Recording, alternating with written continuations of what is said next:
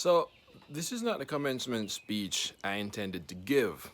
In fact, it's not the commencement speech I intended to write. This is not the day I was going to give it. This is certainly not the time, and as you can tell, it's certainly not the place.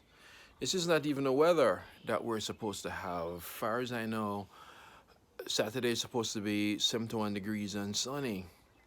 This is not even the clothes I was supposed to wear, and if you know me, you know that chances are the only reason, okay, not the only reason, but the main, one of the main reasons I go to commencement is because I get to wear a gown. I could go on listing all the things that was supposed to happen, but did not. You have a big list as well. All these best laid plans undone by one thing or another, leaving us scrambling, scratching our heads. I'm looking down all the time because I'm actually reading. And yet, here we are, because, these are the times that we're supposed to be in. This is the moment we're supposed to have to echo a commencement speech from a few years ago. This is your time, and circumstances cannot take that away. So, what an honor it is to address, even if it is in this format, the class of 2020. I can say I knew you all from back then. If this feels as full circle for you as it does for me, it is because I gave your convocation speech way back in the Stone Age when you first came to McAllister. I welcomed you all in, and now I'm kind of kicking y'all ass out. Listen, class of 2020, it was real, seriously. But as L.P. Hartley wrote in his novel The Go-Between, the past is a different country. They do things differently there. 2016 is not just a different country, it's starting to feel like a different life. Even though it laid the clear blueprint for 2020, and I'm not just talking about our government. One could say that your time in McAllister was sandwiched between two catastrophic events, the 2016 election and the 2020, for now, COVID pandemic. Between the president and the plague. Sounds like a movie. Almost sounds kind of cute, except it's too reductive. I mean, it's not false, it's just that it paints an incomplete picture of your time. Here, it paints an incomplete picture of your generation, what you've done and what you've yet to do. Because I heard that the great thing about college, at least supposedly the great thing, is that you get 4 years to ready yourself for the real world. Thing is, if I remember, less than 2 months into your first year of college, the real world came crashing down. How's this for real? Friendsgiving. Something that went from a curiosity to an actual thing, because some of you haven't been home for Thanksgiving since 2015. That doesn't sound like you're away from the real world. It sounds like you confronted it head on, or it confronted you. And maybe that's a good thing too, because it means you won't go through 10 years of sexual harassment before you stumble upon Me Too. It means you don't have to live a few years before you realize the need for Black Lives Matter or for saving this environment. But it also means you've seen upfront our quintessential American ugliness, and that's before some of you and your friends went down to Charleston. It really is a little stupid to say college prepares you for the real world, and not just because it implies that college isn't real, or that your college years was an escape from what exactly? How about this one? College is just a place where you exercise your privilege. Well, of course it is. But if there's one thing you've learned these 4 years, if not from this disease, is that privilege is not exactly refuge. So, I know I don't have to be careful or beat around the bush to give you some news. Ladies and gentlemen, 2020 is canceled. It's not even June yet, and it's already over. So here I was sitting at home. This is not true. This is actually not my home. In fact, sometimes I feel like I'm in the movie Get Out. This is not true. But here am I sitting at home thinking about words of encouragement. How do I encourage the youth, the young people? But you know what? if you've made it from 2016 to 2020, you already know how to encourage yourself. I thought about words of inspiration, but I'm literally sitting on a porch giving a commencement speech. So let's move on to something else. But seriously, class of 2020, you're in a mess. Or rather, we're in a mess. So what can I give you? All I can think of are some life lessons that I learned too late, with the wish that you don't take as long as I did to learn them. That doesn't mean you're not going to screw up. You should screw up. You should make a mess. You should continue to have errors of judgment. You should fail. You should stumble. You should trip. You should miss. You should lose. What I want you to do is learn from these things faster than I did. Here's one. Most of us, and by that I mean me, didn't realize until our mid-30s that up to this point, our entire lives were being dictated by a 17-year-old. My 17-year-old self. The education I've had, my first, second, and third jobs, relationships, even politics, were all planned around the ambitions, dreams, and fears of a 17-year-old boy who didn't know anything about the world. Some of you are 21, some of you are younger, some of you are older, but are you still pursuing the dreams of a 17-year-old? Or have you allowed life to change you? Are you leaving college in a shape unrecognizable from the one you entered it? If so, good. If not, you got some work to do. At this point, are you still locked into what you feel you're supposed to be doing? If you are, you also have some work to do. Graduation is a milestone. There's no question about that. It's a turning point, and I call turning points, you're faced with a decision. Do I take risks or do I take stock? There are people who have this idea that you're a risk-averse generation, to which you can just say, okay, boomer. Because it smacks of BS, doesn't it? You want risk-averse, look at my generation, Generation X.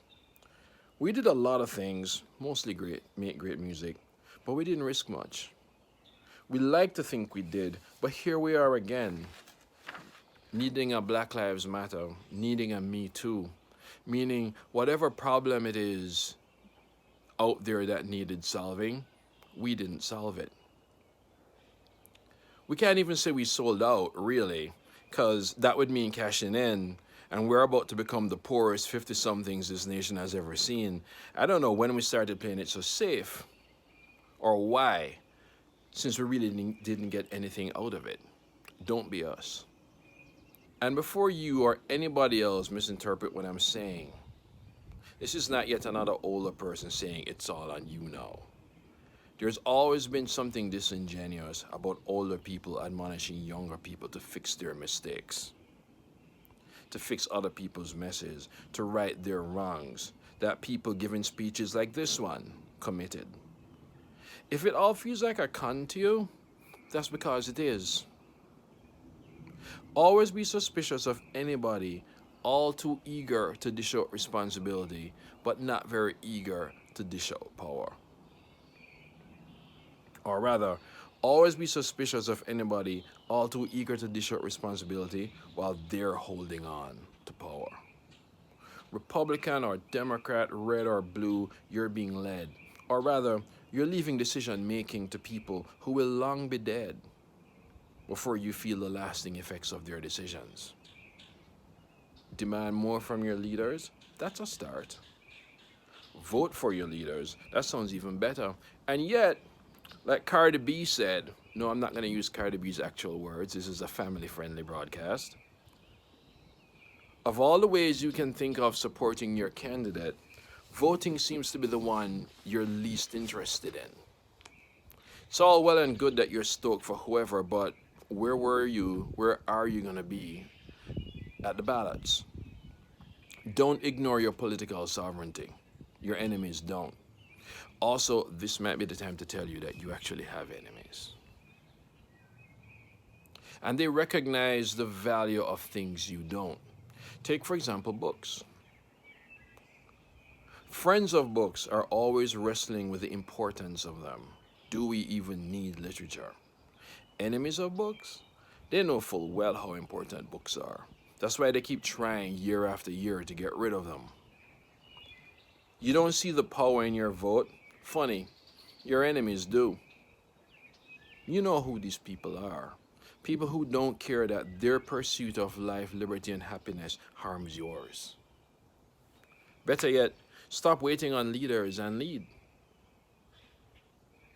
Why should the old lead the young? Experience? What has led us to think this?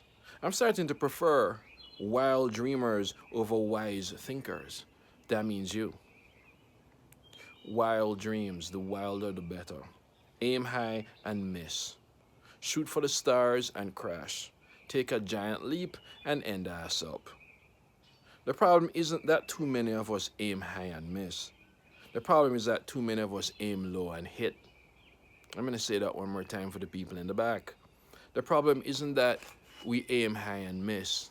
The problem is we aim low and hit. The terrible truth about mediocrity is that we always get there on purpose. It takes steady, consistent work to be ordinary. It takes actual effort to get to the middle of the road. And contrary to the idea that mediocrity is the end product of laziness, mediocrity will result in you breaking a sweat. Effort by itself means nothing. It's about as useful as talent. Don't get me wrong, talent is incredibly important, or I wouldn't be here. But click on Spotify and you will hear dozens of mediocre musicians. Stream online and you'll find hundreds of mediocre TV shows, perfectly ordinary movies. And if you go to the bookstore or whip out your Kindle, you can find tons of perfectly middling books. All the product of effort. All a result of not aiming high and missing, but aiming low and hitting. So if it's not about talent and it's not about effort, what is it about? It's hunger. How badly do you want it? It's stakes. How high are yours? If your stakes aren't high enough, fake it. It's how hard are you prepared to work? That's not the same as effort. Scratching your butt takes effort. Hardly the means to lasting systemic change or even a paycheck. Part of the reason, okay, maybe the only reason, why so many of us flounder in our late 20s to early 30s, call it our first midlife crisis, is that we have this idea of who we're supposed to be and what we're supposed to do and think we have a plan. Or we have none of these things and think we have a problem. This is where I would bring God into this, or rather religion. We may not all be practicing Christians, but many of us are still practicing Calvinists. Believe in this idea that there are these set signposts, these set milestones, and as you hit each one, it means you're living a meaningful life. So if you think you're flailing around, that means you lack focus. You lack a plan. Well, let me ask you something. How many carefully laid out plans went kaput this year? You're not flailing around, you're swimming. You're not blooming late, you're already blooming. This whole planned out idea is still based on the idea of predestination. God or the universe or you have laid out a plan, or you're worried because you don't have one. And there are other beliefs we've trapped ourselves into. Find yourself. Be authentic. Tap into what makes you you. Discovering yourself is the key to making it all work out. This is total crap. What exactly is this all that you're supposed to work out? And why does it have all these requirements? And who told you that once you've found yourself, you'll find everything else? My generation did all these things, and we have very little to show for it. Sounds like another faulty rule book you need to toss. We have these goals, and we have these interests, and we have these ambitions, and we have these hobbies. We have these things that make practical sense, and these things that amount to nothing more than dreams. And if you're pursuing the former in all these things I just said, then you might be pursuing the wrong things. A really good book that I read years ago says, make room for interest and opportunities open up. But interests change, you say. Hobbies get boring. Dreams are impractical. Absolutely. That's why you should follow them. As your interests change, you change. This is what you want. Let my generation be the last to win things like long service awards. Harvard professor Michael Pruitt, whose book The Path I recommended to you guys 4 years ago, wrote, rather than going into all of this thinking I can be anything I want to be, the approach should be, I don't know yet what I can become. But that's a statement of anticipation. It's not a statement of worry. Forget what makes sense and go for what might not. Embrace the ridiculous. Forget what you think you should do and consider how different situations reveal different things to learn about yourself. Over time, the one thing you've got more than the rest of us, you'll open up paths you've never imagined, out of which will emerge options you would have never seen before. Because the truth is, yes, you do not live in a stable world, and you don't get rewarded because you put in the effort. You live in a capricious world where anything can happen. Lottery or car crash goes a Bjork song.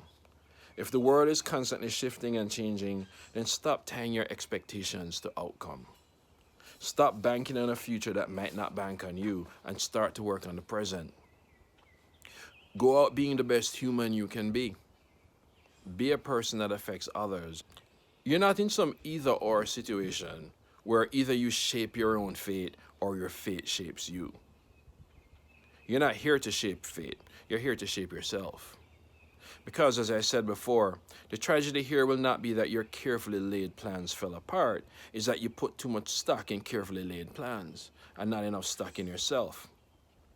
Keep an iron grip on your life and you'll miss the people, note the plural, you're supposed to become. You might miss the moment that can change the course of your life. Follow the plan set by an 18-year-old and you're going to miss out on a future that an 18-year-old could never have guessed. I should know, because I still remember when some of you first came into my class with those 18-year-old ideas. The world has changed. You're also changing. If you're leaving McAllister a completely different person than you came, then good. It means you've already done the hard part. Now go out and do the rest. No, like right now, I mean, go. Like, get out. Like, the class of 2024 is coming and you really can't be here. Like, leave. Really, please. All I've got left to say is, congratulations, class of 2020. And as we say in Jamaica, walk good.